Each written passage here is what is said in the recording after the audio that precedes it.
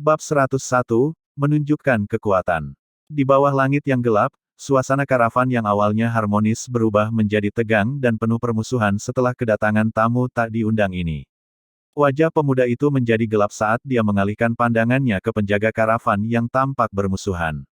Sepupu Ruyan, sepupumu datang dengan niat tulus untuk menikahimu. Jangan tidak tahu terima kasih. Kata-katanya jelas dimaksudkan untuk menunjukkan kekuatan pihaknya kepada Suruyan, memperingatkannya agar tidak membawa masalah pada dirinya sendiri. Silakan pergi. Tanggapan Suruyan sama tegasnya. Semua penjaga karavan menunjukkan ekspresi tekad yang kuat. Sepupu Ruyan, apakah kamu sudah memikirkan ini dengan matang? Wajah pemuda itu muram, suaranya penuh ancaman. Suruyan tetap diam sebagai jawaban. Kalau begitu, jangan salahkan sepupumu karena bersikap terlalu kasar. Pemuda itu berteriak, serang. Kelima anak buahnya menyerbu ke arah karavan, langsung mengincar Suruyan. Dia tahu betul bahwa jika mereka menangkap Suruyan, semua orang di karavan akan menyerah. Orang-orang dalam kafilah itu tentu saja tidak akan menyerah tanpa perlawanan, dan segera bergerak menemui mereka. Paman Wen, seorang martial grandmaster tingkat pertama, berhadapan dengan lawan yang setingkat dengannya. Martial grandmaster lainnya juga berhadapan dengan lawan mereka sendiri. Namun, pemuda itu dan martial grandmaster lainnya tidak menghadapi perlawanan. Beberapa martial master yang melangkah maju langsung terlempar, kehilangan kemampuan untuk melawan balik dalam waktu singkat. Namun, pemuda itu merasa sangat frustrasi. Dia telah menghabiskan banyak uang untuk menyewa banyak pejuang yang kuat untuk mengganggu mereka, jadi mengapa orang-orang ini masih begitu bersemangat? Dia merasa telah ditipu. Tetapi sekarang, karena anak panah sudah berada di tali busur, maka anak panah itu harus dilepaskan. Maukah aku memberitahumu cara untuk memberi pelajaran pada itu? Qin Yichen mencondongkan tubuhnya ke arah Susin. Metode apa yang kau sarankan? Susin menatap wajahnya, seolah mengutuk, kau tidak lebih baik. Sudut mulut Qin Yichen berkedut, tetapi dia tetap menunjuk ke arah pemuda itu dan berkata, lihat, teknik telapak tangan orang itu sangat bagus. Kurasa dia pasti sudah banyak berlatih. Namun, gerak kakinya sangat tidak stabil. Sebentar lagi, arahkan saja cambukmu ke kakinya. Susin setengah percaya, setengah meragukannya. Namun, setelah melihat pemuda itu langsung merobohkan beberapa penjaga karavan, dia tidak bisa menahan diri. Dia mengangkat cambuknya dan menyerbu keluar. Wosh! Sebuah cambuk melesat mendatar, menyapu tubuh bagian bawah. Pemuda itu terkejut dan buru-buru mundur beberapa langkah, gerakan kakinya tampak agak tidak stabil. Mata Susin berbinar, dan dia memanfaatkan keunggulannya, menyerang dengan cambuknya berkali-kali, memaksanya mundur berulang kali. Dia benar-benar menggunakan kekuatannya untuk menyerang kelemahan lawan. Di bawah serangan gabungan Susin dan beberapa master bela diri, pemuda itu tidak dapat mengeluarkan kekuatannya sepenuhnya, membuatnya melolong marah. Ahda, jangan pedulikan sampah-sampah itu. Pergi saja dan tangkap Suruyan. Mendengar perintahnya, seorang martial grandmaster berhenti menyerang para penjaga karavan di sekitarnya dan langsung menyerbu ke arah Suruyan. Untuk sesaat, tidak ada yang bisa menghentikannya. Paman Wen dan Susin, meskipun cemas, diikat oleh lawan mereka dan tidak dapat datang menyelamatkan tepat waktu. Hehe, senyum puas langsung muncul di wajah pemuda itu, seolah-olah dia sudah bisa melihat pemandangan para suster cantik ini yang tunduk padanya. Hal itu membuatnya sangat gembira. Kekayaan keluarga dan saudari-saudari cantik ini kini menjadi milikku. Dia merasa dirinya adalah pemenang dalam hidup. Namun pada saat ini, sesosok pemuda muncul di depan martial grandmaster yang menyerbu. Minggir, melihat itu adalah seorang pemuda, martial grandmaster jelas menunjukkan sedikit ketidaksabaran. Lengan bajunya menimbulkan embusan angin, berniat untuk menyapu pemuda itu ke samping.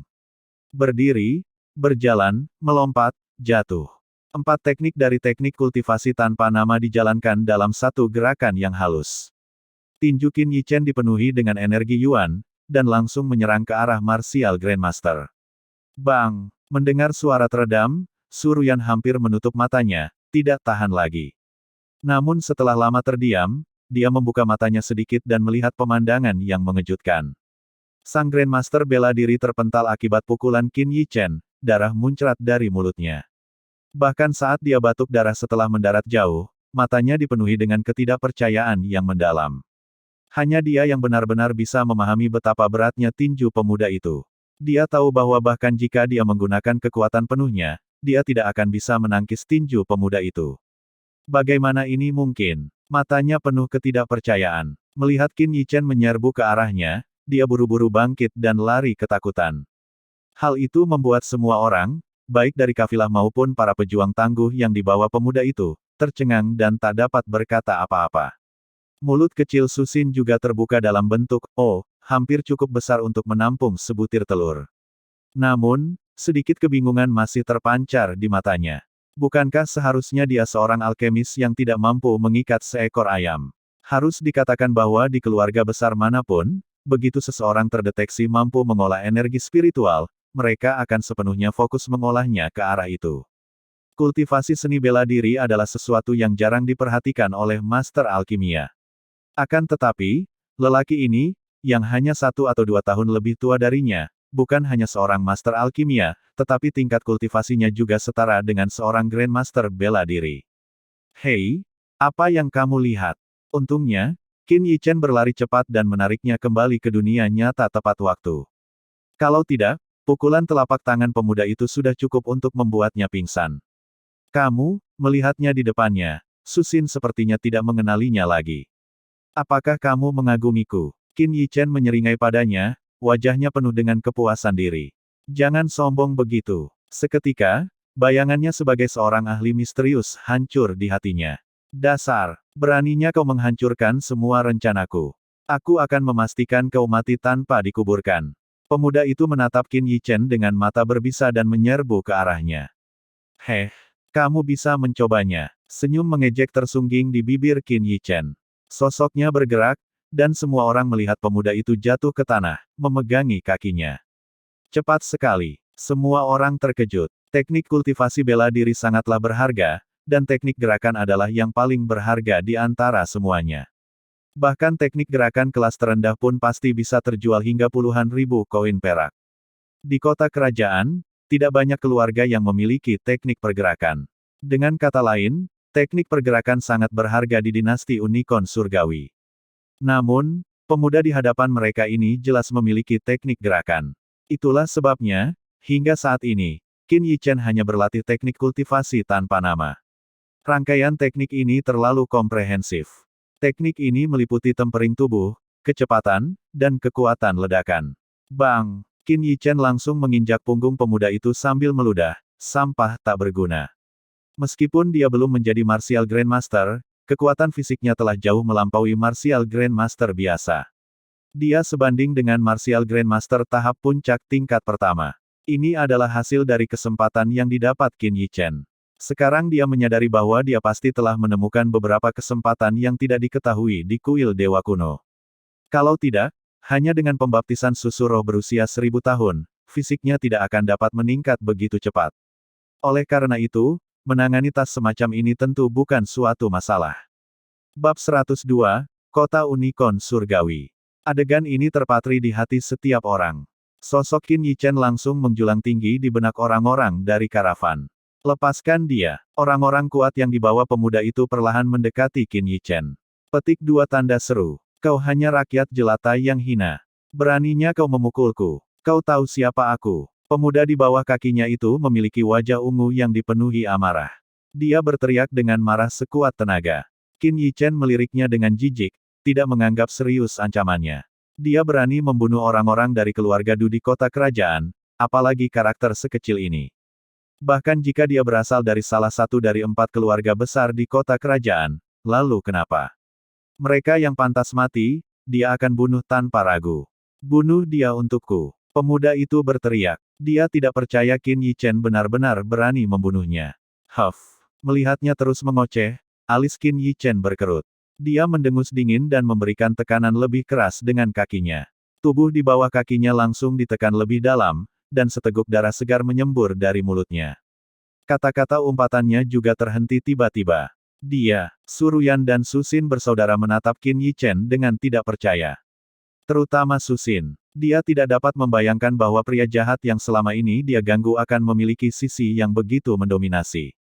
Sementara itu, meskipun Suruyan terkejut dengan kekuatannya, ada juga sedikit kekhawatiran tersembunyi di matanya. Apakah Paman Su Huili akan membiarkan ini begitu saja? Keluarga sudah dalam situasi yang genting. Jika, saudara, kita datang untuk membuat masalah lagi, Suruyan mendesah dalam hatinya, dan tidak ada sedikit pun kegembiraan di wajah cantiknya. Batuk-batuk, pemuda itu batuk darah. Meskipun dia tidak berani mengutuk Qin Yichen lagi, tatapannya ke arah saudari Su penuh dengan kebencian.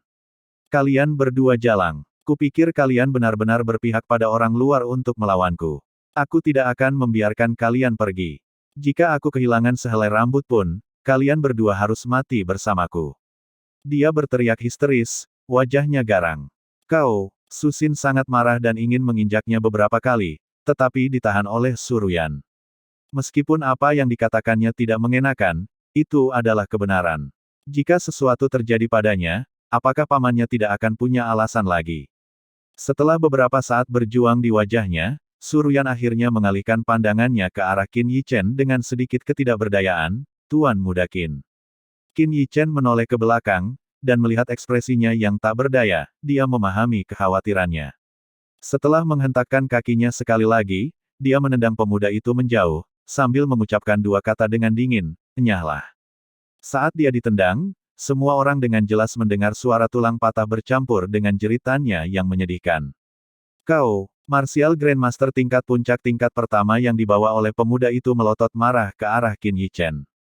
Ia ingin bergerak, tetapi melihat Paman Wen, yang kultivasinya mirip dengannya, sengaja atau tidak sengaja menghalanginya dari Qin Yichen, ia hanya bisa mendengus dingin dan buru-buru membantu pemuda yang sedang mengerang di tanah. Bagus, bagus untukmu, Suruyan. Setelah dibantu berdiri, pemuda itu pertama-tama meminum pil, dan setelah mengatur napasnya, dia menunjuk Suruyan dengan jari gemetar dan berkata dengan kejam, "Aku tidak akan membiarkan ini terjadi." Tunggu saja. Awalnya, dia ingin mengatakan beberapa kata kasar kepada Qin Yichen juga, tetapi melihat mata Qin Yichen yang menyipit, dia tidak bisa menahan diri untuk tidak menggigil. Dia buru-buru memanggil anak buahnya kembali dan melarikan diri dalam keadaan yang menyedihkan. Hehe, bagus sekali. Tawar yang Susin terdengar dari belakang. Kata-katanya yang sama sekali tidak disamarkan membuat pemuda itu tersandung, tubuhnya bergetar seperti saringan.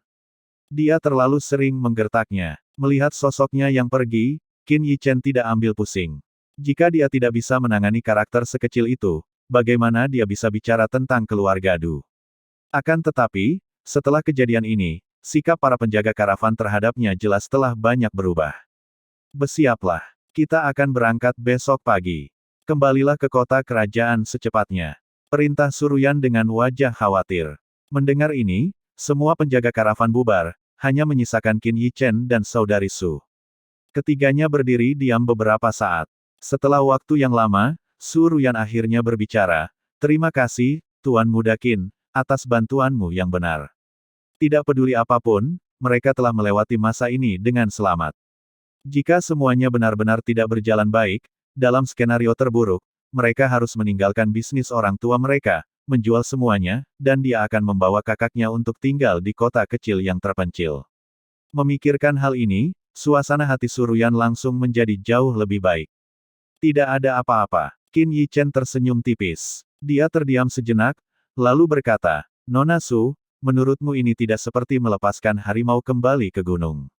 Apa yang seharusnya datang akan datang." Suruyan mendesah, senyum pahit tersungging di sudut bibirnya. "Apakah keluarga Sumu, benar-benar keluarga pedagang?"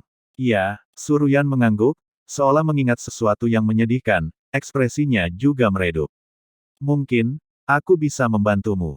Sudut mulut Qin Yichen melengkung membentuk lengkungan. Dia sudah melihat cara untuk membangun pijakan yang kuat di kota kerajaan tanpa mengungkap identitasnya. Dia hanya perlu berdiri di belakang keluarga Su. "Tolong aku." Suruyan sedikit tertegun, sedikit kebingungan terpancar di matanya yang indah. "Aku hampir tidak punya hubungan apapun denganmu. Mengapa kau ingin membantuku?" "Hehe, kebetulan aku ingin mendapatkan uang untuk berobat." Qin Yichen menyeringai, meninggalkannya dengan pandangan yang dalam dan misterius dari punggungnya.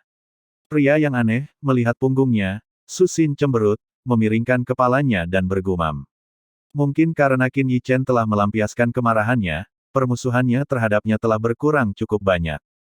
Namun, memikirkan tatapan mesumnya pada kakinya, kebenciannya segera melonjak. Dia pasti punya motif tersembunyi untuk melakukan ini. Si cantik kecil mendengus pelan sebelum mengikuti di belakang Suruyan menuju kereta.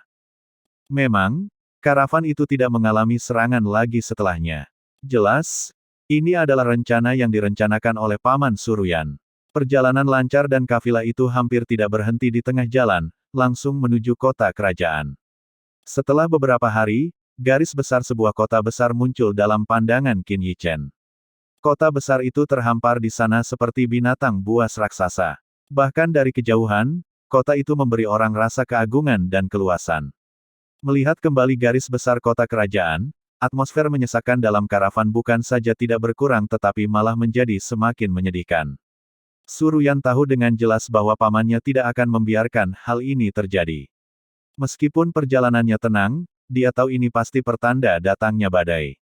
Ini adalah kota Unicorn Surgawi, kota kerajaan dinasti Unicorn Surgawi. Skalanya setidaknya 10 kali lebih besar dari kota awan menyebar. Kota Unicorn Surgawi mempunyai 12 gerbang kota, masing-masing dengan aliran manusia yang tiada habisnya, menunjukkan kemakmuran kota kerajaan. Mohon supportnya ya buat Mimin, biar Mimin tetap bisa bayar langganan internet dan listrik. Karena channel ini tidak dimonetize, dan kemungkinan juga akan ditolak jika dimonetize. Soalnya cuma gambar yang diberi suara hasil generate dari Google aja. Semakin banyak supportnya, semakin semangat Mimin uploadnya. Hehehe. Link ada di deskripsi ya. Terima kasih. Bab 103, ambillah jika kau ingin. Kota kerajaan dinasti Unicorn Surgawi, kota Unicorn Surgawi.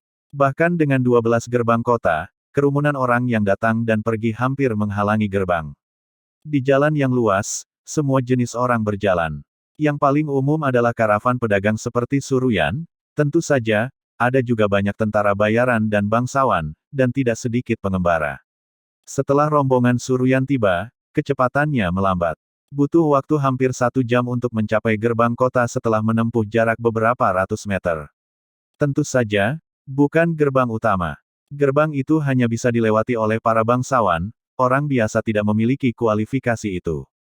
Keluarga Su, meskipun memiliki sedikit reputasi di dunia bisnis kota kerajaan, namun jauh dari kata bangsawan. Paman Wen dari rombongan itu jelas sangat mengenal para prajurit di gerbang kota.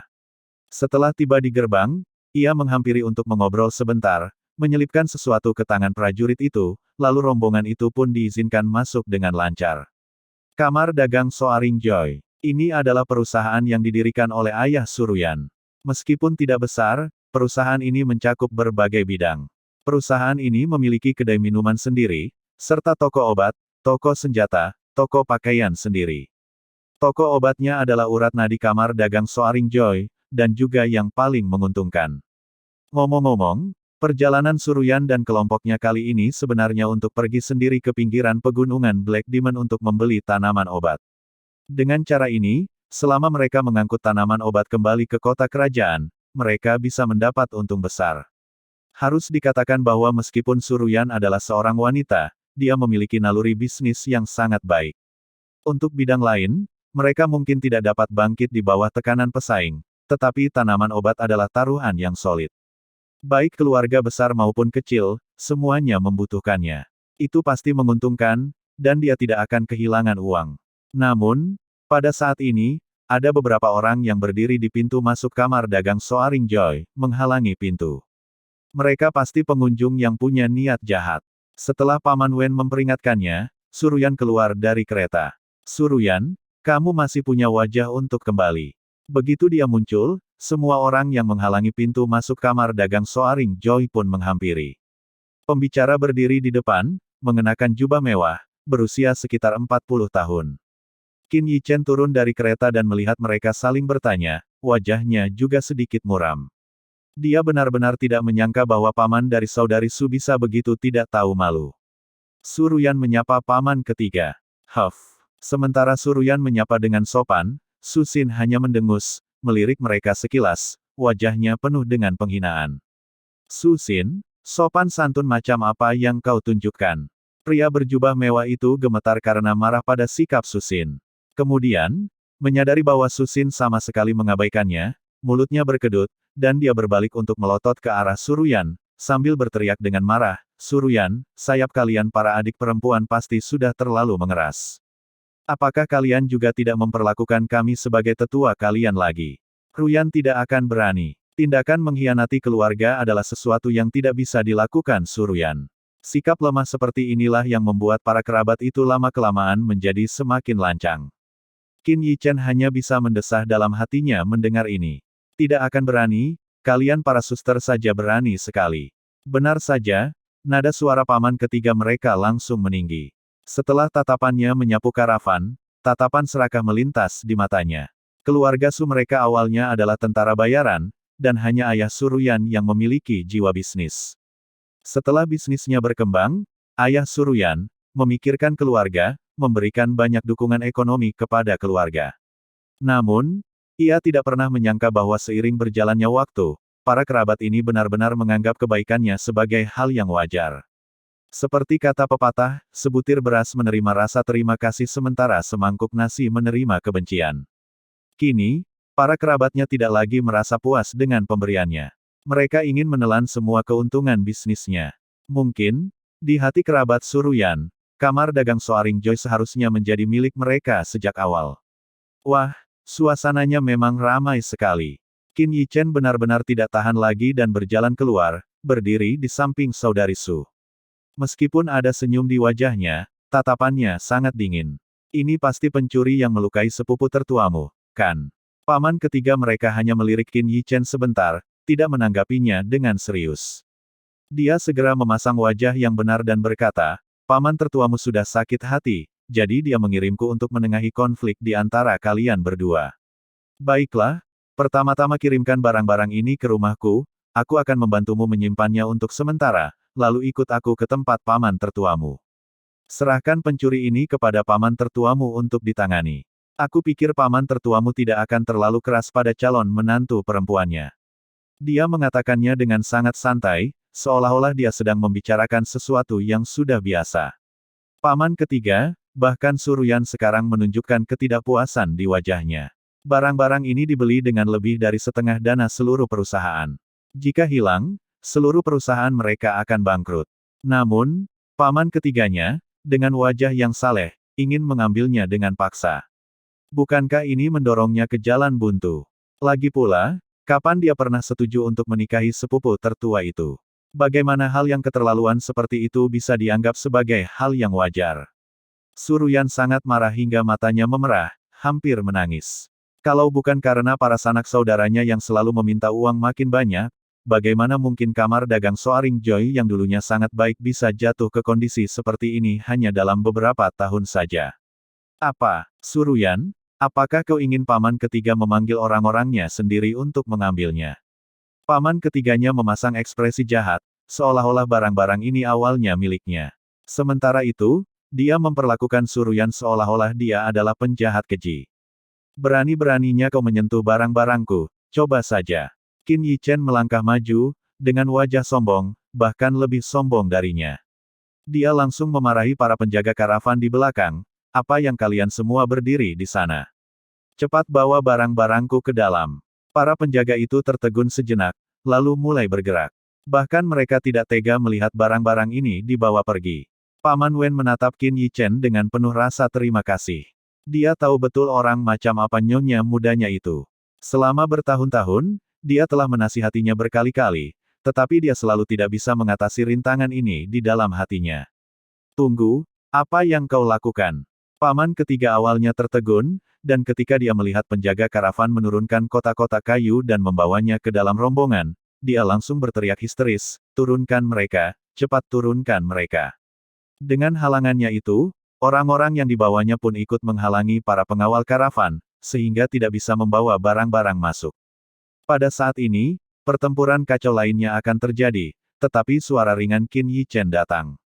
"Karena kamu bersikeras menyimpannya untuk sementara, ambil saja. Nanti, aku akan meminta Zhou Tianwei, Tuan Muda Zhou, untuk datang sendiri ke rumahmu untuk mengambilnya." Qin Yichen memasang wajah acuh tak acuh, tetapi dia mengingatkan, "Aku katakan padamu, inilah yang Tuan Muda Zhou inginkan. Jika ada yang kurang, hehe." Silavin, singkatnya, gadis ini, bahkan dengan semua naluri bisnis terhebat di dunia, sama sekali tidak berguna. Dialah penyebab kehancuran keluarga, bukan kerabatnya. Bab 104, Keluarga Zhou.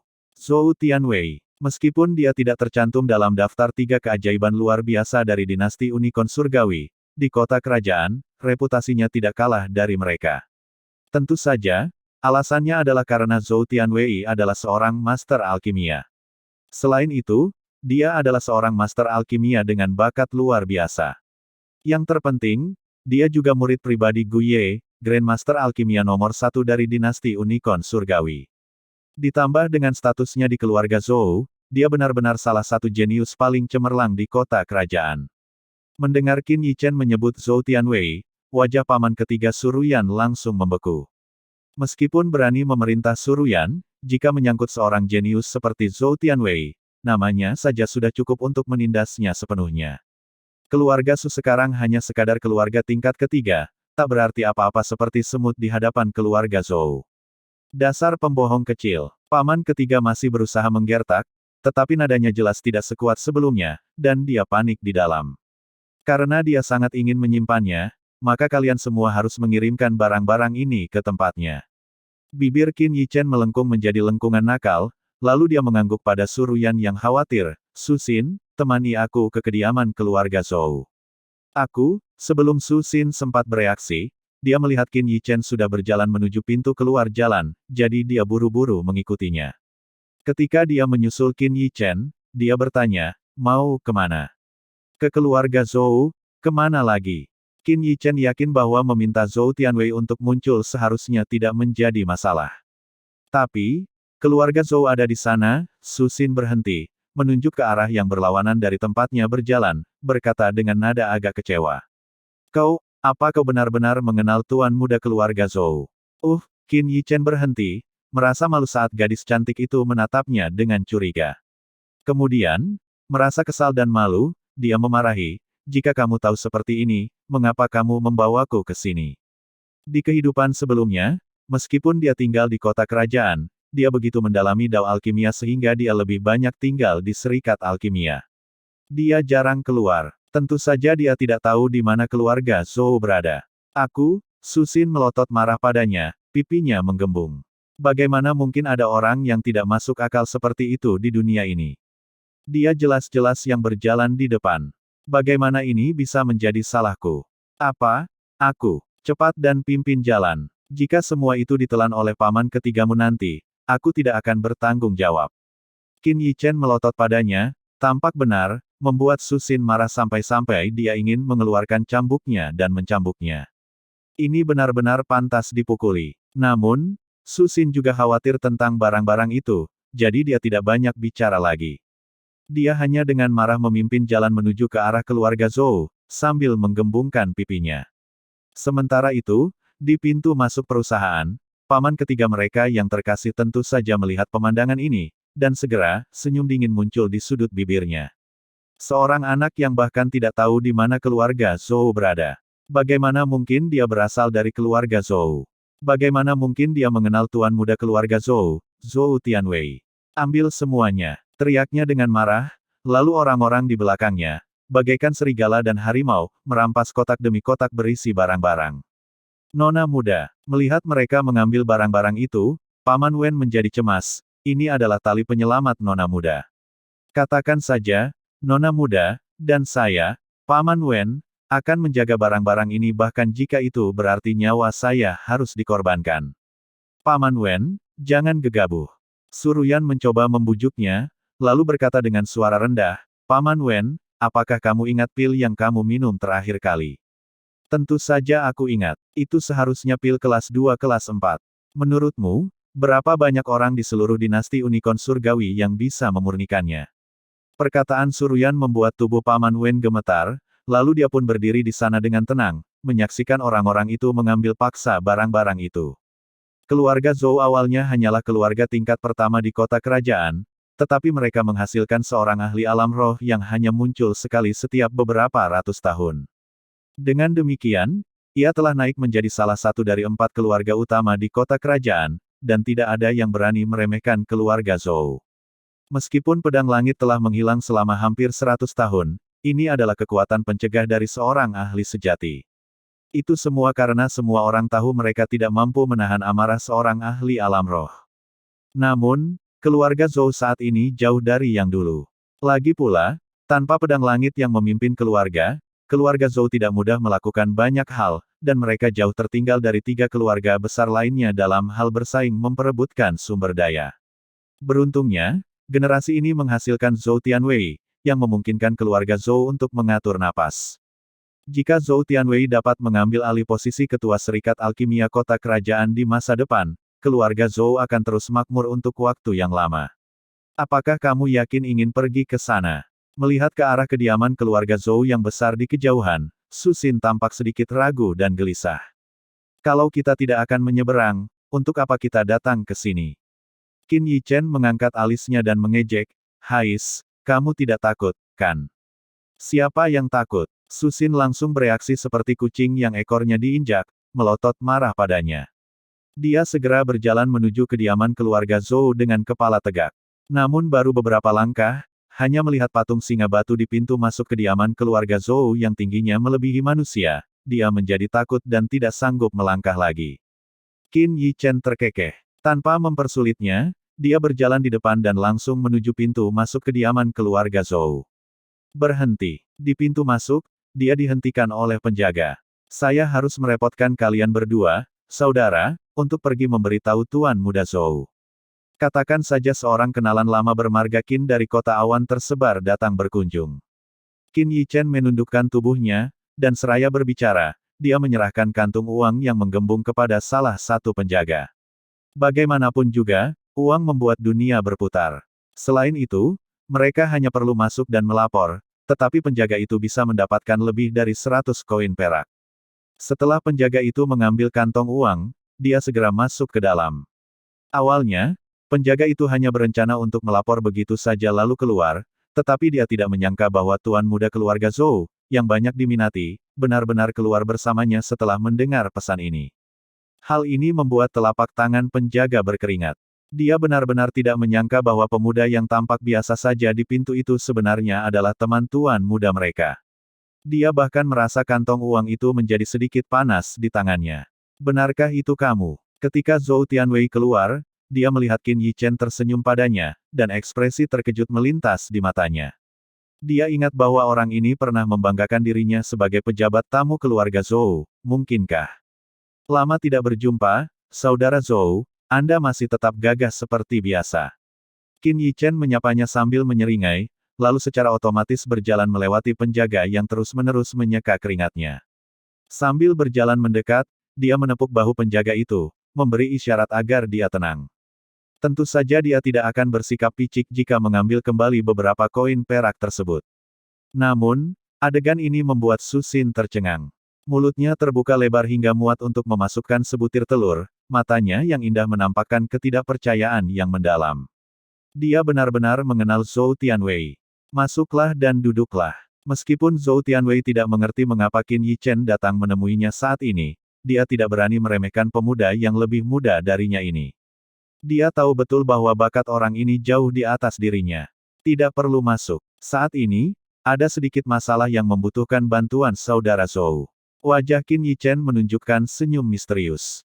Bab 105, tanyakan saja jika kamu panik. Masalah. Zhou Tianwei sedikit terkejut, lalu senyum muncul di wajahnya. "Saudara Qin, jika kamu menghadapi masalah, katakan saja." Dia hanya takut pemuda ini tidak punya apa-apa untuk ditanyakan padanya. Namun, Su Xin, yang berdiri di samping Qin Yichen, sangat terkejut dengan sikapnya hingga dia linglung.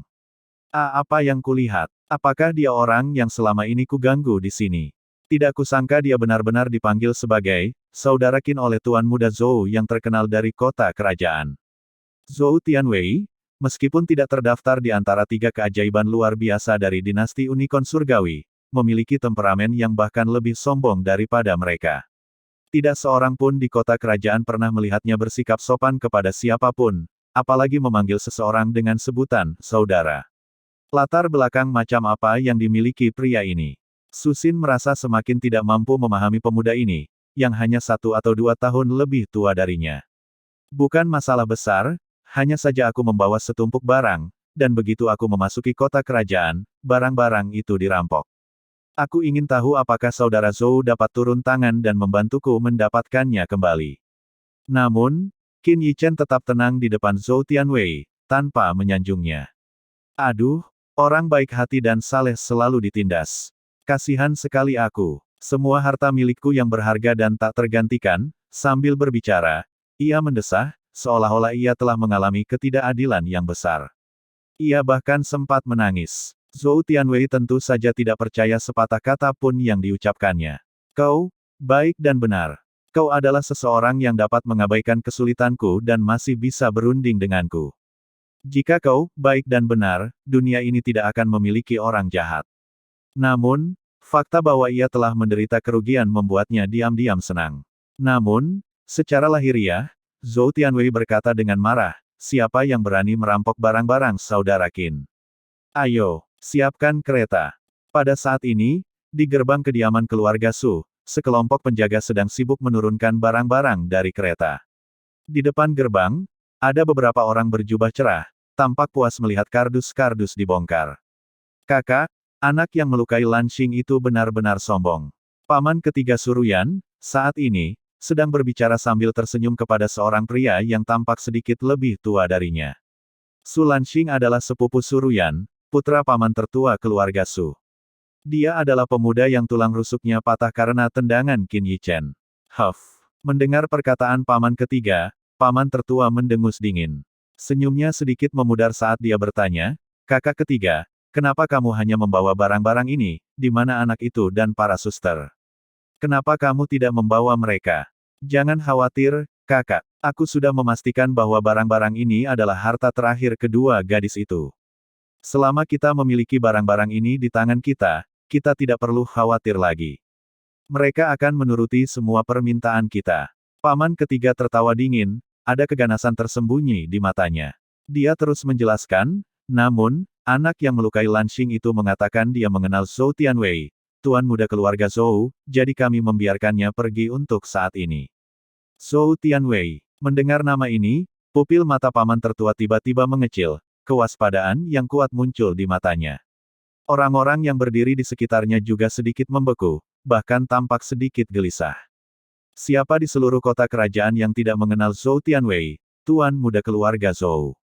Dia adalah sosok yang dapat menghancurkan mereka hanya dengan bersin. Kakak, jangan khawatir. Anak itu bahkan tidak tahu di mana keluarga Zhou berada, bagaimana mungkin dia bisa mengenal tuan muda Zhou? Saat semua orang merasa gelisah, paman ketiga tertawa lagi. Mendengar ini, semua orang merasa lega. Zhou Tianwei adalah sosok yang sangat sombong dan tinggi hati. Bagaimana dia bisa begitu mudah dikenali? Menurut mereka, Qin Yichen hanya mencoba menggunakan nama Zhou Tianwei untuk mengintimidasi mereka. Apakah mereka benar-benar mengira mereka sebodoh itu? Kedua gadis itu benar-benar punya sayap. Sekarang, mereka bahkan bergaul dengan yang sombong dan tak tahu malu. Kali ini, kita harus memberi pelajaran yang bagus kepada para suster itu. Benar sekali, setelah paman keempat meninggal, lihatlah apa yang dilakukan kedua wanita itu terhadap kamar dagang Soaring Joy kita. Paman tertua, kita harus segera mengambil kembali kamar dagang Soaring Joy. Pernikahan Lan Xing dan Ruyan harus dilaksanakan secepatnya. Kita tidak bisa menundanya dan kehilangan kesempatan. Menyadari bahwa mereka tampaknya ketakutan, semua orang segera menjadi marah karena malu, semua berteriak satu demi satu.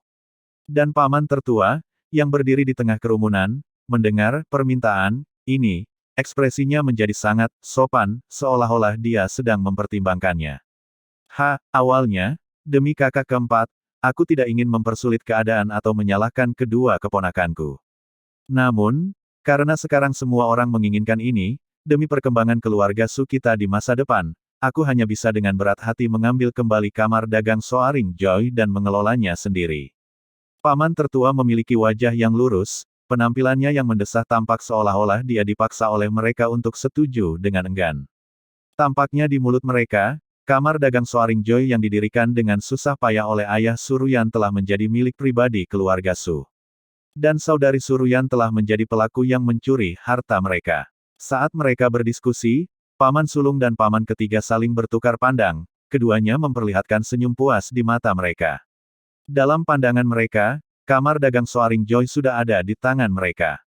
Klop-klop, tepat pada saat itu, suara roda kereta terdengar dari jalan, dan kemudian sebuah kereta yang ditarik oleh binatang iblis yang mulia dan megah muncul di hadapan mereka. Di kereta megah yang ditarik binatang iblis itu berkibar sebuah bendera bertuliskan kata, Zou, menyebabkan banyak pejalan kaki di jalan itu bergegas memberi jalan, tidak berani menghalangi jalannya. Di kota kerajaan, hanya keturunan langsung keluarga Zou, salah satu dari 4 keluarga besar, yang berhak mengibarkan bendera, Zou, di kereta mereka. Tidak ada orang lain yang memenuhi syarat. Dengan kata lain, di dalam kereta di hadapan mereka ada keturunan langsung keluarga Zou.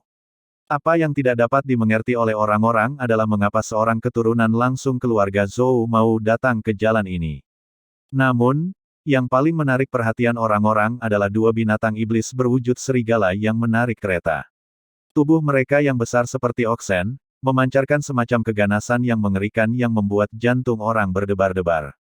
Kedua Green Wolves ini sebenarnya sebanding dengan Martial Grandmaster. Melihat kedua binatang iblis ini, semua orang di depan gerbang keluarga Su tak dapat menahan diri untuk tidak menarik napas dalam-dalam. Menggunakan 2 serigala hijau untuk menarik kereta, identitas pemilik kereta ini menjadi jelas. Di seluruh kota kerajaan, hanya Zhou Tianwei dari keluarga Zhou, yang difavoritkan oleh alkemis agung nomor 1 dinasti, Master Guye, yang diberi hadiah 2 serigala hijau sebagai binatang iblis penarik kereta. Tuan muda, Tuan muda, Tuan muda Zhou. Setelah melihat kedua serigala hijau ini, sekelompok orang di gerbang keluarga Su semuanya menjadi pucat, dan para penjaga yang sedang menurunkan barang juga berhenti. Lagi pula, arah yang dituju kereta itu adalah mereka. Bukankah kau bilang dia tidak mungkin mengenal Zhou Tianwei? Paman tertua keluarga Su sekarang telah benar-benar kehilangan ketegasan di wajahnya. Itu sepenuhnya digantikan oleh teror dan kepanikan. Bab 106, Meminta Maaf.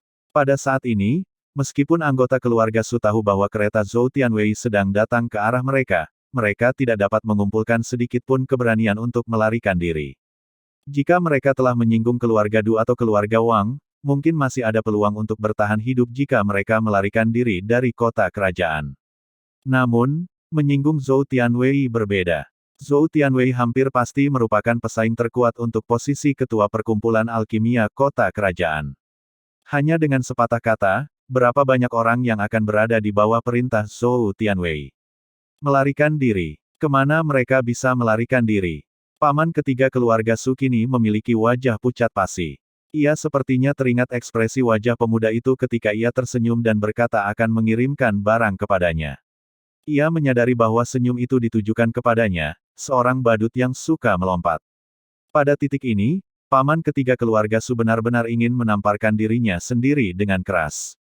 Mengapa aku harus serakah terhadap barang-barang ini? Mengapa dia harus dengan paksa mengambil kentang panas ini?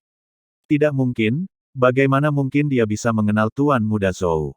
Dia jelas tidak tahu di mana keluarga Zhou berada.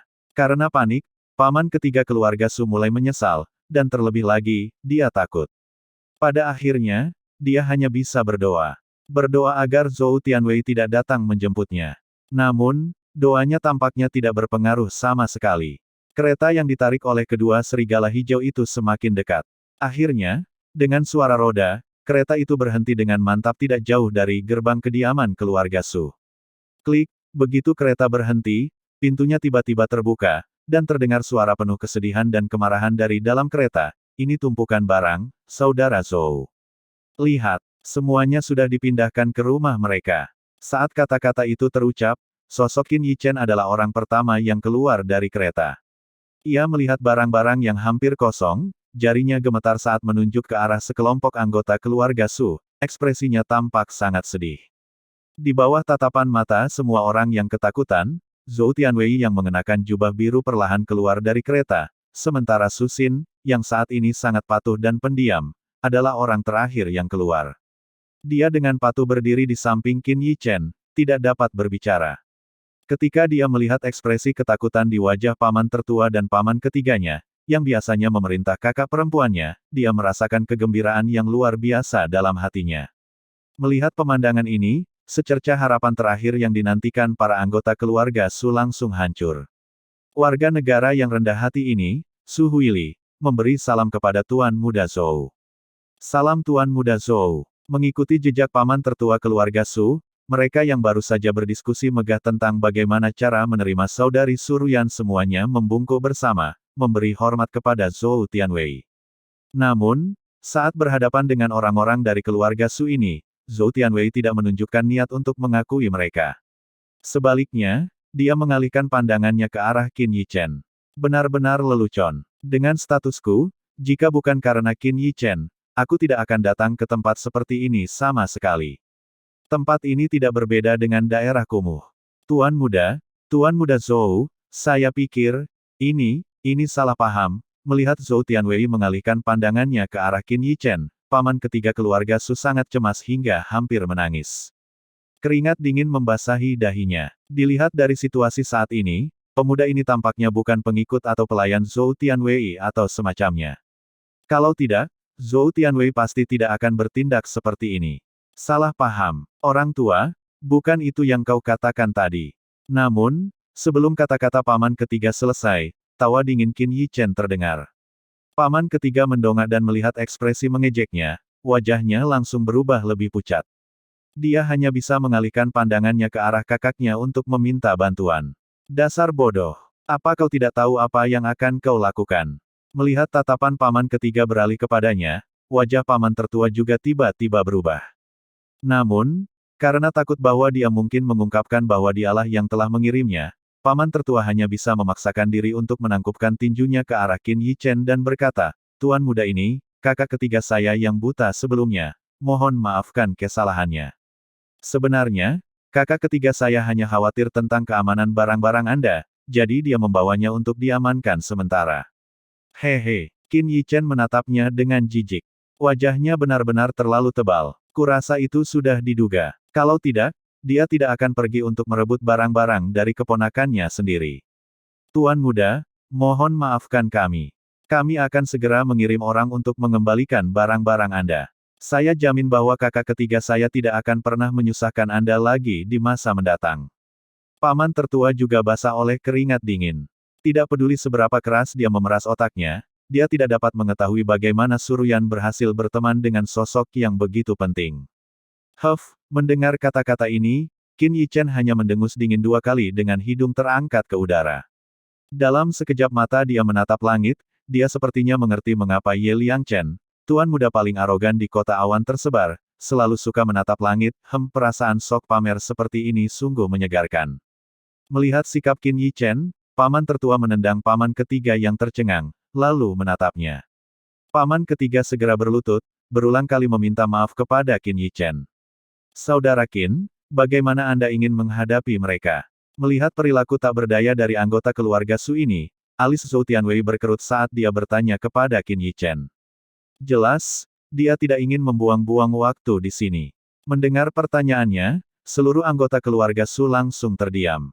Dari cara menyapanya, mereka tahu bahwa kini hidup mereka berada di tangan pemuda yang tampak biasa saja ini.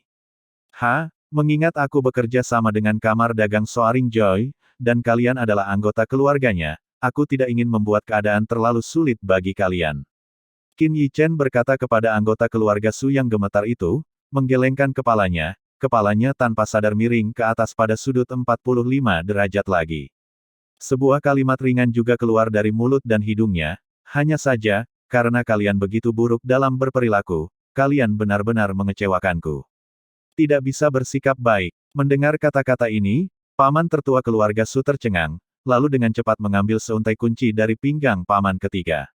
Dia melemparkannya ke penjaga di belakangnya, dan berteriak, pergi, keluarkan semua isinya, dan berikan kepada tuan muda ini sebagai permintaan maaf. Paman ketiga yang malang itu menatap kakak tertuanya dengan tak percaya. Hanya dalam beberapa kalimat, semua tabungannya habis. Kalian semua, cepatlah dan muat barang-barang itu. Kirimkan ke kamar dagang Soaring Joy nanti. Atas perintah paman tertua, para pengawal pun menggigil dan bergegas bergerak. Meskipun wajah paman ketiga sangat jelek saat ini, dia tidak berani menunjukkan sedikit pun ketidakpuasan. Bagaimanapun, hidupnya lebih penting. Sekitar 1/4 jam kemudian, selain barang-barang dari Suruyan, setengah kereta barang tambahan diletakkan di depan Qin Yichen. Tuan muda Qin, apakah ini memuaskan bagi Anda? Paman tertua keluarga Su menyeka keringat di dahinya dan bertanya dengan ragu-ragu. Qin Yi Chen dengan santai mencari-cari di antara setengah gerobak barang itu, dan setelah menyadari bahwa semuanya adalah bahan yang cukup bagus, dengan berbagai ramuan obat yang berharga, dia mengangguk sedikit. Mari kita anggap pelanggarannya terhadapku selesai. Qin Yi Chen melambaikan tangannya dengan megah, memaafkan paman ketiga keluarga Su. Bab 107, Tuan Muda Zhou bergabung. Paman ketiga keluarga Su hampir tidak bisa mempercayai apa yang didengarnya. Mereka hampir lolos dari kematian. Terima kasih, Tuan Muda Qin. Terima kasih, Tuan Muda Qin. Saya berjanji tidak akan pernah menyinggung Anda lagi. Paman ketiga keluarga Su tidak lagi merasakan sakit karena kehilangan harta bendanya, tetapi sebaliknya begitu gembira hingga ia hampir ingin melompat. Uang dapat dikumpulkan secara perlahan, tetapi hidup, ia hanya punya satu ini. Anggota keluarga Su, setelah melirik Zhou Tianwei beberapa kali dan melihat bahwa dia tidak berniat untuk menolak, semuanya menghela napas lega. Sementara itu, tatapan mereka ke arah Qin Yi Chen penuh dengan rasa hormat. Siapa orang ini, yang membuat Tuan Muda Zhou memperlakukannya seperti ini? Perlakuan ini, tidak banyak orang di seluruh kota kerajaan yang bisa menerimanya. Itu, kamu paman tertua Su Xin, kan? Namun, sebelum paman tertua keluarga Su itu bisa mengatur napasnya, kata-kata Qin Yi Chen membuat jantungnya berdebar lagi. Putramu, dia benar-benar membuatku takut dengan serangan diam-diam hari itu. Aku orang yang murah hati yang tidak menyimpan dendam terhadap orang-orang kecil, jadi aku tidak akan mempersulitmu. Qin Yi Chen dengan santai menunjuk ke bagian properti milik paman ketiga, menggambar angka 2 di depan matanya. Paman tertua jatuh ke tanah sebagai respons, berbaring di sana berharap dia bisa pingsan karenanya.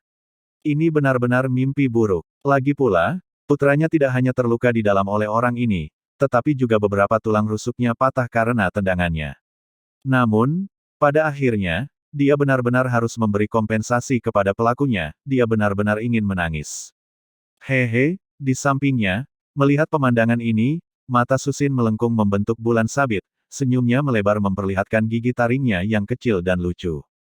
Melihat para kerabat ini, yang biasanya memandang rendah kedua saudari itu, dalam keadaan seperti itu memberinya rasa kepuasan yang tak terlukiskan. Tidak seperti Suruyan, dia langsung menunjukkan emosinya di wajahnya. Pada saat ini, apa yang dilakukan Qin Yi Chen bahkan lebih sesuai dengan keinginannya. Dia sekarang langsung membuka mulutnya untuk meminta sesuatu. Ini hanyalah perampokan terang-terangan. Namun, sepertinya sebelumnya, sekelompok orang ini juga pernah meminta hal yang sama kepada susternya. Jadi, dia tidak merasa bersalah atas keadaan mereka, sama sekali tidak. Jika dia tidak khawatir dengan apa yang akan dikatakan susternya, dia pasti ingin ikut serta dalam hal ini. Orang-orang dari keluarga Su tentu saja tidak berani meremehkan mereka. Qin Yi Chen dan Su Xin kembali ke kereta Zhou Tianwei. Saudara Qin, apakah Anda berkenan hadir di kediaman saya untuk mengobrol sebentar? Di dalam kereta, Zhou Tianwei bertanya kepada Qin Yi Chen yang duduk di seberangnya sambil tersenyum. Orang-orang seperti paman tertua dan paman ketiga keluarga Su tidak berarti apa-apa di matanya. Yang terpenting, dia tidak melakukan apapun, tetapi telah membuat pemuda ini, yang bakatnya bahkan lebih luar biasa daripada dirinya sendiri, berutang budi padanya. Hal semacam ini, dia jelas sangat bersedia melakukannya. Mungkin lain kali saja, aku benar-benar tidak punya waktu hari ini. Qin Yi Chen menolak ajakan seperti ini yang selalu diminta orang lain. Melihat ini, Su Xin di sampingnya ingin mencubit lehernya. Apakah ini tahu kesempatan besar apa yang baru saja dia lewatkan? Itu adalah undangan dari Zhou Tianwei. Namun, dia tidak dapat mengubah apapun. Kata-kata yang diucapkan bagaikan air yang tumpah, tidak dapat ditarik kembali. Tapi, aku berencana untuk melakukan sedikit bisnis. Aku ingin tahu apakah saudara Zhou tertarik untuk bergabung. Qin Yi Chen langsung mengabaikannya, malah berbicara kepada Zhou Tianwei dengan penuh makna. Tidak, Zhou Tianwei hendak menolak tanpa berpikir, tetapi kata-katanya tercekat di tenggorokannya. Dia menatap Qin Yi Chen sejenak sebelum berkata, mari kita lihat apa yang ingin kau katakan. Tidak banyak untuk saat ini, hanya berpikir untuk menjual beberapa obat baru. Memikirkan beberapa kereta berisi ramuan obat yang dibeli Suruyan, Qin Yi Chen punya ide. Di dunia ini, Apa yang menghasilkan uang paling banyak? Tidak diragukan lagi, itu adalah pil. Ramuan obat bernilai sekitar 10 koin perak, bahkan jika dibuat menjadi cairan obat, bisa menghasilkan beberapa kali lipat. Cairan obat kelas tinggi akan menghasilkan lebih banyak lagi. Semua alchemy master adalah taipan tersembunyi. Itulah sebabnya, terlepas dari keluarga mana, semua orang akan berusaha sebaik mungkin untuk mengembangkan alchemy master mereka sendiri. Selama sebuah keluarga memiliki seorang master alkimia yang kuat, keluarga itu memiliki harapan untuk bangkit. Qin Yichen tidak mengundang Zhou Tianwei untuk bergabung agar dia bisa memurnikan pil, tetapi untuk menggunakan gelarnya sebagai Tuan Muda Keluarga Zhou, untuk mengintimidasi beberapa orang kecil. Bagaimanapun, bisnis yang menguntungkan kemungkinan besar akan menarik perhatian orang. Aku bisa memberimu 10% dari keuntungannya. Qin Yichen tampaknya telah membuat keputusan besar, mengangkat satu jari di depannya, membentuk-bentuk satu. Hah? Zhou Tianwei mencibir dengan nada menghina. Jangan remehkan 10% ini. Aku jamin kamu akan mendapat setidaknya 10.000 koin perak setiap bulan. Tentu saja, kamu juga bisa memilih untuk mengambil 10.000 koin perak setiap bulan, dan aku akan mengambil kembali keuntungan 10% itu. Aku ingin 10%. Zhou Tianwei memotongnya. Melihat pemuda di depannya yang tampaknya menyesali kata-katanya, dia menjadi semakin penasaran. Karena bahkan toko obat keluarga Zhou hanya menghasilkan sekitar 20 hingga 30 ribu koin perak sebulan, dan itu karena reputasinya. Namun, orang ini mengatakan bahwa 10% dari keuntungannya akan lebih dari 10 ribu koin perak. Bukankah itu berarti laba bersih bulanan bisnis ini akan mencapai lebih dari 100 ribu koin perak? Sejauh pengetahuannya, toko obat milik keempat keluarga besar yang digabung jumlahnya hanya sekitar jumlah ini. Ah! Sungguh rugi, Qin Yichen berteriak kesakitan. Susin benar-benar bingung, tampak tidak mengerti apa yang mereka bicarakan. Dalam perjalanan ke kamar dagang Soaring Joy, Qin Yichen memejamkan matanya dengan nyaman. Dengan nama Zhou Tianwei, ditambah pil yang bisa disulingnya, akan sulit untuk tidak menghasilkan uang. Namun, ada satu hal yang masih dikhawatirkannya, bagaimana jika 3 keluarga besar lainnya di kota kerajaan menjadi iri. Mengandalkan keluarga Zhou saja tampaknya sama sekali tidak cukup untuk menekan ambisi 3 keluarga lainnya. Qin Yichen mengusap dagunya, sambil berpikir, haruskah aku pergi ke istana kerajaan dan mengajak ayah mertuaku untuk ikut bergabung? Ini akan memastikan keamanan yang sangat terjamin. Namun, ayah mertuaku tercinta bukanlah seseorang yang bisa kutemui kapanpun aku mau. Bagaimana dengan Tuan Guye? Meskipun lelaki tua itu tampak sangat angkuh, seolah-olah tidak terlibat dalam urusan duniawi, aku punya banyak kartu di lengan bajuku untuk menariknya. Lagi pula, bagi seseorang yang terobsesi dengan dao alkimia, yang menariknya tentu saja adalah formula yang lebih baik, dan teknik yang lebih baik.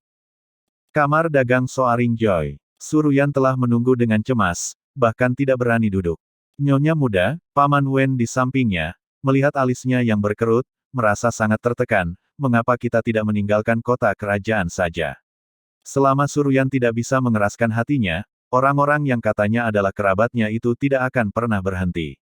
Mereka telah mengambil barang-barang dari kamar dagang Soaring Joy begitu saja, bahkan memperlakukannya sebagai milik mereka sendiri.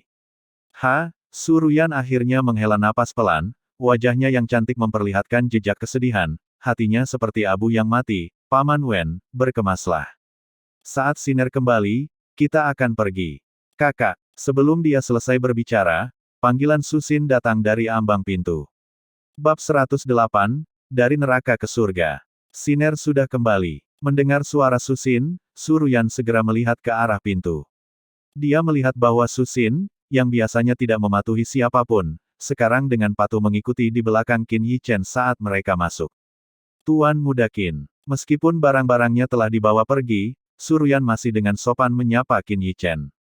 Dia menoleh ke Susin dan berkata, Siner, cepat kemasi barang bawaanmu, kita harus meninggalkan kota kerajaan sesegera mungkin. Dia tidak bisa menunggu lebih lama lagi. Meninggalkan kota kerajaan. Mata Susin membelalak, dan dia bertanya dengan bingung, kakak, apa yang terjadi? Mengapa kita harus pergi? Suruyan mendesah pelan, sorot matanya menunjukkan jejak kesuraman dan kesedihan. Dia memejamkan matanya, jelas tidak ingin memberitahu Susin kebenaran yang kejam itu. Jika mereka terus seperti ini, cepat atau lambat mereka akan digiring ke jalan buntu oleh orang-orang yang disebut kerabat itu. Daripada menemui jalan buntu, lebih baik pergi sebelum itu terjadi. Tapi, Susin bingung, tidak tahu bagaimana menghiburnya, dan hanya bisa melihat ke arah Qin Yichen dengan cemas. Hehe, Qin Yichen menatap Suruyan dengan penuh arti, tentu saja memahami kekhawatirannya, lalu berkata kepada Susin, "Susin, cepat panggil seseorang untuk membawa barang-barang itu." Dia menunjuk ke arah penjaga dan beberapa kereta besar berisi barang-barang yang menunggu mereka di luar. "Oh, benar juga, Paman Wen, semua barangnya sudah ada di luar, cepat panggil seseorang untuk membawanya kembali." Susin menepukkan tangannya, tiba-tiba teringat sesuatu, lalu berbalik dan berkata kepada Paman Wen di sampingnya. "Barang." Paman Wen benar-benar bingung. Dia ragu-ragu sejenak, sepertinya memikirkan sesuatu, lalu segera berjalan keluar. "Barang? Barang apa? Mungkinkah?" Melihat Qin Yichen dengan senyum tipisnya, pupil mata Suruyan tiba-tiba membesar, dan kemudian mulut kecilnya juga tanpa sadar terkulai. Mungkinkah dia benar-benar bertemu Zhou Tianwei? Wajahnya penuh dengan ketidakpercayaan. "Nona muda, nona muda." Tak lama kemudian, suara Paman Wen yang bersemangat dan agak gemetar terdengar dari luar. Mendengar ini, Suruyan pun segera keluar. Qin Yichen dan Su Xin bertukar pandang, dan juga mengikuti di belakang. Begitu dia keluar pintu, Suruyan melihat beberapa kereta kuda terisi penuh, salah satunya berisi barang-barang yang diangkut oleh kamar dagang Soaring Joy miliknya dengan hampir seluruh dana yang tersisa. "Ahem, Ruyan, itu, Paman ketiga minta maaf padamu." Di depan kereta, sekelompok kerabat keluarga Su berdiri di sana. Ketika mereka melihat Suruyan keluar, Paman ketiga keluarga Su melangkah maju, wajahnya penuh rasa malu saat dia menangkupkan tangannya ke arahnya. "Kami, dulu salah. Ini barang-barangmu, dikembalikan kepadamu dengan utuh. Itu adalah tanda terima kecil dariku dan paman tertuamu, kami harap kamu akan menerimanya." Saat mengucapkan kata-kata ini, hatinya berdarah. Namun, ketika dia melirik Qin Yichen yang berdiri di belakang Suruyan, dia tidak bisa menahan diri untuk tidak mengecilkan lehernya, dengan patuh berdiri di tempat, bahkan tidak berani bergerak. Ini, Suruyan menatap semua ini dengan linglung, wajahnya penuh ketidakpercayaan. Tentu saja, dia tidak akan percaya jika kerabat yang disebut-sebut ini berubah pikiran dan mengembalikan barang-barang itu. Bahkan permintaan maaf mereka tampak mencurigakan di matanya. Ini pasti dilakukan olehnya. Suruyan menoleh untuk melihat Qin Yichen, matanya tertutup lapisan kabut. Dia tidak tahu mengapa, tetapi dalam adegan yang seharusnya penuh kegembiraan dan perayaan ini, dia merasa ingin menangis, dia benar-benar ingin mencurahkan isi hatinya. Melihat matanya yang merah, Qin Yichen menghela nafas dalam hatinya.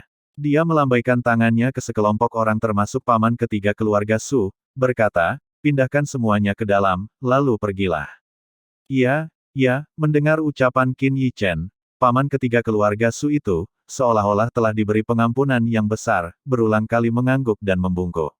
Dia memanggil para penjaga, dan mulai menyibukkan diri di bawah pengawasan orang-orang dari kamar dagang Soaring Joy. "Ahem, Nona Ruyan." Qin Yichen terbatuk pelan, memanggil Suruyan yang linglung kembali ke dunia nyata. "Tuan Muda Qin." Suruyan menutupi wajahnya dengan lengan bajunya yang panjang, menyeka air mata dari sudut matanya. Setelah menarik napas dalam-dalam, dia menatapnya dengan penuh rasa terima kasih. "Tidak perlu mengucapkan terima kasih, aku melakukan ini karena aku ingin bekerja sama dengan kamar dagang Soaring Joymu." Saat dia hendak berbicara, Qin Yichen dengan cepat berbicara terlebih dahulu. "Bekerja sama." Suruyan tercengang. Kamar dagang Soaring Joy miliknya sudah diambang kehancuran, apa yang bisa mereka tawarkan untuk kerja sama ini? Selain itu, karena Qin Yichen mengenal Zhou Tianwei, jika dia bertanya saja, pasti akan ada banyak kekuatan di kota kerajaan yang lebih kuat daripada kamar dagang Soaring Joy mereka yang bersedia bekerja sama dengannya. Jadi, mengapa dia memilih kamar dagang Soaring Joy kita? Alasan mengapa Anda menurun begitu cepat terakhir kali adalah pertama-tama, karena apa yang disebut kerabat Anda, dan kedua, karena kamar dagang Soaring Joy tidak memiliki dukungan eksternal dan inovasi. Secara bertahap akan tertinggal dari bisnis lain, Qin Yichen tersenyum dan berkata kepadanya, "Nona muda, apakah saya benar?" "Tentu saja, Ini bukan berarti kemampuan manajemen Suruyan bermasalah, tetapi lebih karena masalah internal yang membuatnya tidak bisa memperhatikan banyak hal lain. Mampu mempertahankan kamar dagang Soaring Joy hingga saat ini sudah patut dipuji. Dia dengan tepat menunjukkan alasan kesulitan kamar dagang Soaring Joy. Suruyan mengangguk dengan jujur, tanpa membantah atau menyangkal. Di sampingnya, Susin juga menundukkan kepalanya. Dia tahu dia tidak akan membantu sama sekali. Jika kamu bekerja sama denganku, kamu bisa tenang. Bahkan jika kamu meminta sesuatu kepada paman tertua dan paman ketiga, mereka sama sekali tidak akan berani menolak. Mengenai poin kedua, hehe. Qin Yichen tersenyum sangat percaya diri. Sebagai seorang alkemis suci, jika aku dengan santai mengeluarkan sesuatu, itu akan dengan mudah melampaui bisnis lain. Mendengar Qin Yichen mengatakan ini, cahaya terang muncul di mata Suruyan yang cantik. Dia teringat sebotol pil penyembuhan yang diberikan Qin Yichen secara gratis dalam perjalanan pulang mereka, yang jelas tidak sebanding dengan apapun yang tersedia di pasaran saat ini. Jika mereka sungguh-sungguh dapat bekerja sama dengannya, kesuksesan pasti sudah di depan mata. Apa yang kamu perlu kami lakukan untukmu? Suruyan menahan kegembiraannya dan bertanya dengan sangat tenang. Lagi pula, tidak ada yang namanya makan siang gratis di dunia ini. Siapkan saja toko dan bahan obatnya. Qin Yichen tersenyum, lalu terdiam sejenak, lalu melanjutkan, adapun pembagian keuntungannya, paling banyak aku akan memberimu 30%. Zhou Tianwei telah mengambil 10%, dan dia mungkin harus memberikan Gu Ye 10% lagi nanti. Meskipun dia mungkin tidak dapat menghubungi ayah mertuanya yang mudah dihubungi sekarang, bagian itu masih perlu direncanakan. Dengan perhitungan seperti ini, ia hanya dapat memperoleh 30–40% paling banyak. Tentu saja, dia perlu memurnikan pil itu sendiri, tetapi di masa mendatang, dia hanya perlu menyediakan formulanya saja. Akan tetapi, mendengar mereka hanya mendapat 30%, Suruyan dan Paman Wen mengerutkan kening. Dengan 30%, mereka mungkin tidak akan pernah mendapatkan kembali biaya mereka. Suruyan merasa semakin sedih di dalam hatinya. Benar saja, tidak ada makan siang gratis di dunia ini. Kakak, 30% sudah banyak, Tuan Muda Zhou hanya mengambil 10%. Susin di sampingnya, takut dia akan menolak, dengan cepat mengingatkannya. Tuan Muda Zhou hanya mengambil 10%. Baik Suruyan maupun Paman Wen, wajah mereka penuh dengan keheranan. Kemudian setelah mendengar penjelasan Susin, mereka berdua menyadari betapa besar manfaat dari 30% ini. Ini hanya seperti pergi dari neraka ke surga, lalu jatuh kembali ke neraka, lalu kembali ke surga lagi. Bab 109, tak terpercaya. Jika apa yang dikatakan Susin benar, maka 30% dari keuntungan akan berarti setidaknya pendapatan 30.000 koin perak setiap bulan. Ini lebih dari sekadar kue yang jatuh dari langit. Itu seperti koin emas yang turun dari surga. Suruyan tidak tahu harus berkata apa. Saat ini, seluruh kamar dagang Soaring Joy, dengan semua asetnya digabungkan, tidak akan melebihi 50.000 koin perak. Melihat senyum Qin Yichen, dia menundukkan kepalanya karena malu. Aku baru saja meragukannya. Ramuan obat tidak masalah. Kali ini, semua barang yang kita beli adalah ramuan obat. Suruyan menenangkan diri dan berkata dengan sungguh-sungguh. Bagus sekali. Qin Yichen tidak terkejut dengan tanggapannya. Baginya, tidak sulit untuk membuat nama kamar dagang Soaring Joy terkenal. Namun, dia tidak akan memurnikan pil yang terlalu menakjubkan, seperti pil penyembuh yang diberikannya kepada Suruyan terakhir kali. Dia sama sekali tidak akan pernah menggunakannya untuk dijual. Itu masih dianggap pil penyembuhan berkualitas tinggi 10.000 tahun ke depan. Lebih baik menyimpan barang-barang seperti itu di tangannya sendiri. Selain itu, dia sangat jelas tentang kejahatan memiliki harta langka seperti itu. Jadi, dia hanya bisa mengeluarkan beberapa pil yang sedikit lebih maju dari zamannya. Itu sudah cukup baginya untuk membangun pijakan di kota kerajaan dan bangkit. Tentu saja, ini masih membutuhkan beberapa reputasi untuk mempromosikan dan melindungi produknya, seperti Zhou Tianwei, dan bahkan Master Gu Ye. Selama mereka berdua mengucapkan sepatah kata saja, nama kamar dagang Soaring Joy akan menyebar ke seluruh kota kerajaan. Menurut garis waktu, Tuan Gu Ye seharusnya masih bekerja keras untuk menerobos ke alam pemahaman, kan? Pengendalian energi spiritual tidak diragukan lagi merupakan kunci untuk memurnikan pil yang baik. Misalnya, Ran Rui dan Liu Wen paling banyak dapat memurnikan pil kelas 2 kelas 3, dan alasannya adalah bahwa penguasaan mereka dalam mengendalikan energi spiritual hanya pada tahap pertengahan alam pemula. Master Guye sudah berada di tahap puncak alam awal, namun masih ada jarak yang cukup jauh menuju alam pemahaman. Menurut ingatan Qin Yi Chen, Guru Guye seharusnya memasuki alam pemahaman setelah memperoleh pencerahan 5 tahun kemudian. Guru Guye telah menghabiskan beberapa dekade untuk melangkah dari tahap puncak alam masuk ke alam pemahaman. Memikirkan hal ini, senyum mengembang di sudut mulut Qin Yi Chen. Menurutnya, ini adalah kesempatan yang sangat bagus baginya. Keesokan harinya, di bawah instruksi Qin Yi Chen, Susin dengan patuh membawa sebotol cairan obat ke rumah keluarga Zhou. Cairan obat. Zhou Tianwei tidak tahu apa yang sedang direncanakan Qin Yi Chen, tetapi tetap mengambil botol obat dari tangan Susin. Tuan Muda Qin menyuruh Tuan Muda Zhou untuk memberikannya pada Tuan Guye agar dilihat. Melihat penampilannya yang acuh tak acuh, Susin tampak sedikit gelisah dan tidak yakin. Apa sebenarnya yang sedang dilakukan orang ini? Mendengar hal ini, Zhou Tianwei bahkan semakin tidak senang. Bahkan untuk sebuah evaluasi, dia setidaknya harus memurnikan sebuah pil. Dia percaya bahwa dengan kemampuan Qin Yi Chen, dia akan mampu menarik perhatian gurunya. Namun, dia hanya membuat cairan obat. Bahkan saya terlalu malas untuk melihatnya. Namun, karena itu adalah permintaan Qin Yi Chen, Zhou Tianwei tetap membuka tutup botol dan menghirupnya sedikit. Seketika, ekspresinya yang awalnya acuh tak acuh berubah menjadi terkejut. Dia menatap botol di tangannya, terdiam untuk waktu yang lama. Dia bahkan tidak peduli dengan Susin di sampingnya. Dia dengan cepat bergegas menuju perkumpulan alkemis kota kerajaan. Di halaman yang tenang di persekutuan alkimia, seorang tetua dengan hati-hati mengendalikan cairan obat di tungku pil di depannya. Bang! Dengan suara ledakan keras, tungku pil ini langsung meledak dan hancur berkeping-keping di tanah dengan cairan obat keruh yang tumpah keluar. Aku gagal lagi, sang tetua tidak peduli dengan cairan obat yang berceceran di wajahnya. Dia mencengkeram rambutnya erat-erat, wajahnya menunjukkan ekspresi yang sangat menyakitkan saat dia mengerutkan alisnya menjadi bentuk Ji yang dalam, hampir berteriak, di mana kesalahanku? Dia merenungkan setiap detail kegagalan itu. Di sudut yang tidak jauh dari tetua, ada tumpukan tungku pil yang rusak. Ini adalah harga yang harus dibayar untuk berlatih pengendalian energi spiritual.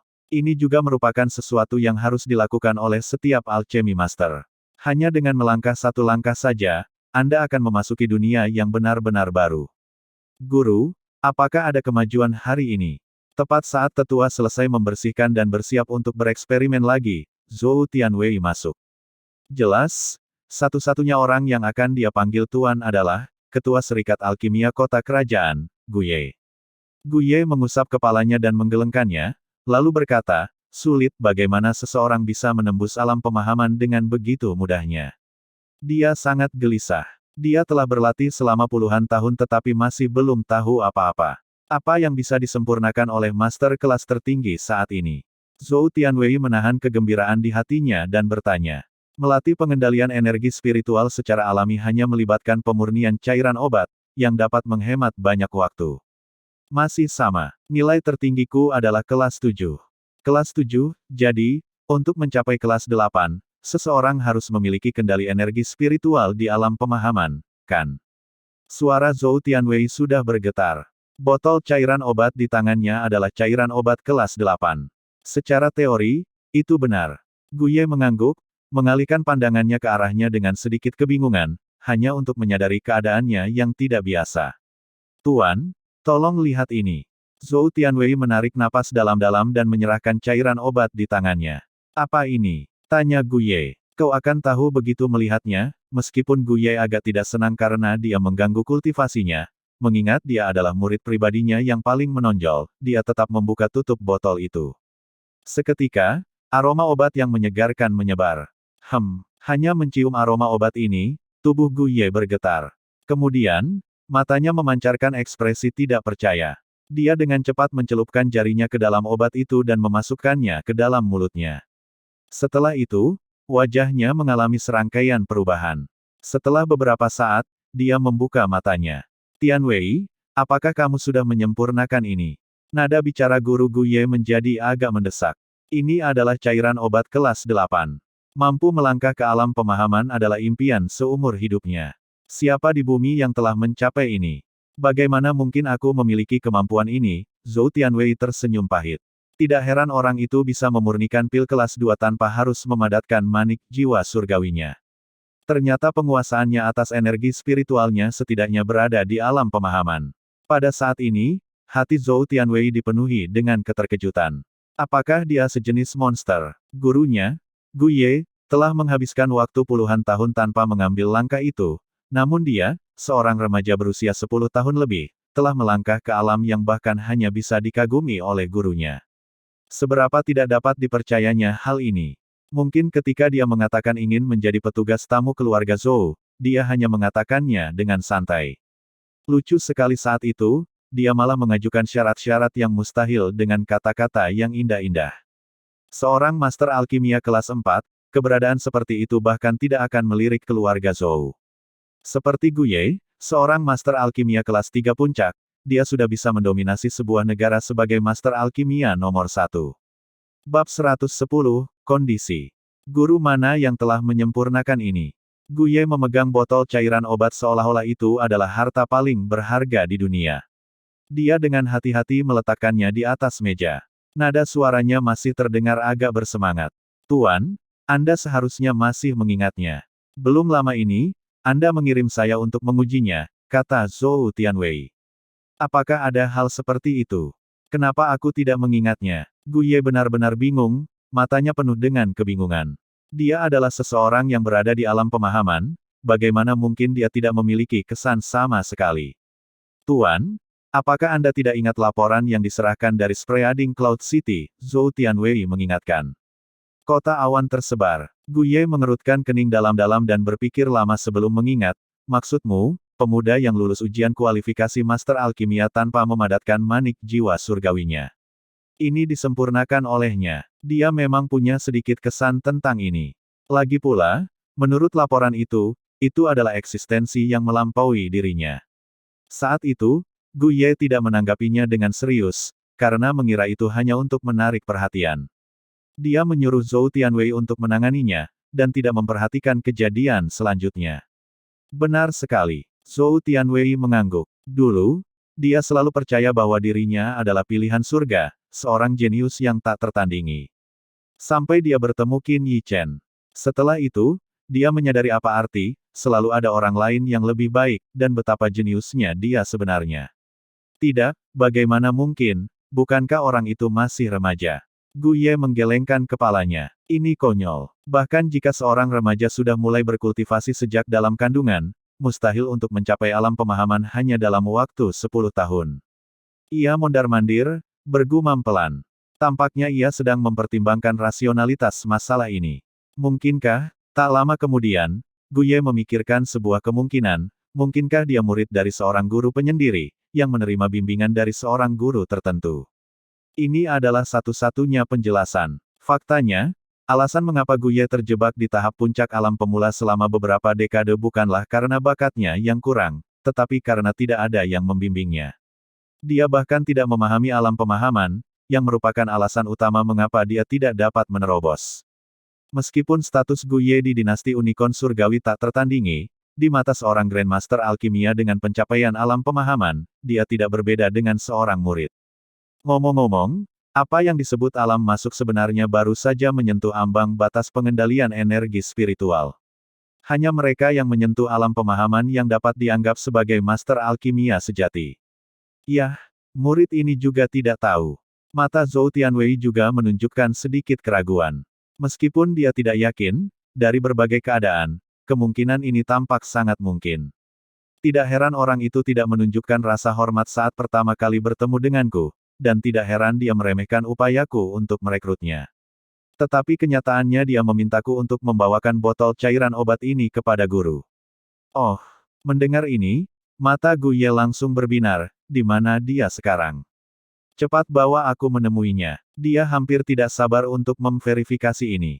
Tapi, ketergesaannya tidak terduga oleh Zhou Tianwei, tetapi dia merasa sulit untuk mengatakan apa yang terjadi selanjutnya. Orang itu benar-benar mempersulitku. Apa? Kalau ada apa-apa, cepat katakan saja. Gu Ye cemas. Dia berkata, jika kamu ingin pergi dan mencarinya, kamu harus menyetujui satu syarat. Kondisi apa? Gu Ye sepertinya merasakan sesuatu. Zhou Tianwei ragu-ragu untuk waktu yang lama, tetapi masih berkata, dia ingin mengundang Anda, Tuan, untuk membantu aliansi bisnisnya. Dia merasa bahwa ini hanyalah imajinasi liar Qin Yichen. Dia tahu betul temperamen gurunya. 4 keluarga besar, bahkan keluarga kerajaan, telah menawarkan persyaratan yang sangat menggiurkan, tetapi dia bahkan tidak meliriknya. Hanya bergabung dengan aliansi bisnisnya, itu saja. Suara Gu Ye membuat Zhou Tianwei, yang awalnya mengira dia akan menolak tanpa ragu, menatapnya dengan heran. Akhirnya, dia mengangguk otomatis, iya. Selama cairan obat ini benar-benar dimurnikan olehnya, apa salahnya setuju? Apa yang dilihat Gu Ye bukan hanya sebotol cairan obat. Dia juga bilang dia akan sedikit sibuk akhir-akhir ini. Jika Tuan setuju, dia meminta Tuan untuk pergi ke kamar dagang Soaring Joy untuk menemuinya 3 hari kemudian. Ketika Zhou Tianwei mengatakan ini, dia benar-benar khawatir bahwa gurunya akan menjauh karena tuntutan yang tidak masuk akal ini. Namun, dia segera menyadari bahwa kekhawatirannya tidak perlu. 3 hari. Menunggu 3 hari tidak apa-apa. Tapi di mana kamar dagang Soaring Joy ini? Yang mengejutkan Zhou Tianwei, Gu Ye tidak menunjukkan ketidaksenangan, tetapi malah menanyakan tujuannya. Zhou Tianwei benar-benar terkejut. Tampaknya setelah mengeluarkan sebotol cairan obat ini, Qin Yichen sudah menduga bahwa apapun syarat yang ditetapkannya, Gu Ye akan menyetujui permintaannya. Orang macam apa dia? Dia tampaknya memahami semua orang, termasuk diriku sendiri. Sepertinya tidak ada rahasia di hadapannya. Dia bahkan jelas tahu apa yang paling dibutuhkan tuannya saat ini. Selain kaget, Zhou Tianwei menjadi semakin penasaran dengan Qin Yichen. 3 hari lagi, aku akan membawa guru ke sana. Setelah menarik napas dalam-dalam, Zhou Tianwei berkata, sebuah perusahaan kecil yang sebelumnya tidak dikenal telah memasuki pandangan Tuan Gu Ye hanya karena botol kecil cairan obat ini. Kamar dagang Soaring Joy. Dengan suntikan dana baru, operasinya kembali normal. Untuk menghidupkan kembali bisnisnya, Qin Yichen juga telah memurnikan beberapa pil pengumpul yuan dan cairan penyembuhan dalam semalam, dan menjualnya di toko obat kamar dagang Soaring Joy. Meskipun obat-obatan ini bukan obat baru, khasiatnya jauh melampaui pil alternatif atau pil sejenis lainnya dalam beberapa tingkatan. Bahkan tanpa banyak promosi, obat-obatan ini laku keras hanya dalam beberapa hari, dan reputasinya pun menyebar dengan cepat. Akibatnya, toko obat kamar dagang Soaring Joy yang hampir bangkrut kini antreannya panjang. Orang-orang juga datang hanya untuk membeli 1 atau 2 pil untuk penggunaan pribadi. Meskipun sebelumnya banyak sekali orang yang skeptis, namun setelah melalui uji coba terus-menerus oleh masyarakat, keraguan tersebut dengan cepat terhapuskan. Pada hari ini, Su Ruyan berada di toko obat kamar dagang Soaring Joy. Gaun panjangnya yang putih bersih menonjolkan bentuk tubuhnya yang anggun seperti gunung yang bergelombang. Dadanya yang kencang, pinggangnya yang ramping, pinggulnya yang bulat, dan kakinya yang jenjang tampak sempurna. Saat angin sepoi-sepoi bertiup, gaunnya yang panjang berkibar, menciptakan lengkungan yang sempurna. Wajahnya yang seputih giok tidak memakai sedikit pun riasan, namun tetap seputih salju dan sebening kristal. Matanya bagaikan air musim gugur, bergerak dan cerah. Hidungnya yang seputih giok dan bibirnya yang semerah ceri tampak seolah diukir dengan hati-hati oleh surga, cantik hingga menakjubkan. Dia hanya berdiri di sana dengan tenang, namun membuat orang banyak yang mengantre terpesona.